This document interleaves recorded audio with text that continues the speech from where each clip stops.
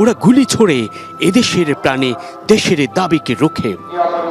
ওদের ঘৃণ্য পতাকা এই বাংলার বুকে।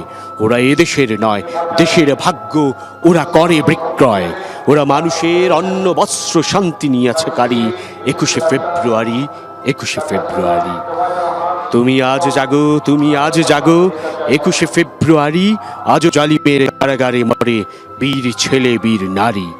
আমার শহীদ ভাইয়ের আত্মা ডাকে, জাগো মানুষের সুপ্ত শক্তি হাটে মাঠে ঘাটে বাঁকে দারুণ ক্রোধের ফেব্রুয়ারি, 21শে ফেব্রুয়ারি, 21শে ফেব্রুয়ারি।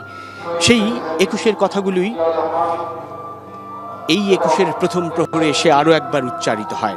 প্রতিবারই প্রতি বছরের মতো ধারাবাহিকভাবে উচ্চারিত হয় 21-এর প্রথম প্রহরে। এই শহীদের বেদিতে শ্রদ্ধা নিবেদনকালে উচ্চারিত হয় 21-এর সেই ভোরে প্রভাত বেলায় প্রভাত ফেরির গানে।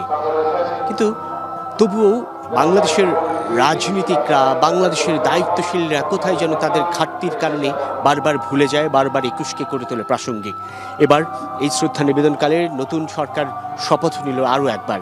তারা বলছে যে এই বাংলাদেশে কি করে গণতন্ত্রকে সুসংহত করা যায়, কি করে বাংলাদেশের মানুষের অধিকার রক্ষা করা যায়, কি করে গণতন্ত্রকে প্রাতিষ্ঠানিক রূপ দেওয়া যায়, কি করে সাধারণের জনজীবন থেকে বৈষম্য দূর করে বৈষম্যহীন বাংলাদেশ গড়ে তোলা যায়। আজকের এই 21-এর শহীদদের প্রতি শ্রদ্ধা নিবেদনের প্রাক্কালে সেটি তাদের শপথ। শহীদদের প্রতি শ্রদ্ধা নিবেদন শেষে সেই শপথই যেন তারা আরও একবার উচ্চারণ করলেন, আরও একবার মনে প্রাণে ধারণ করলেন।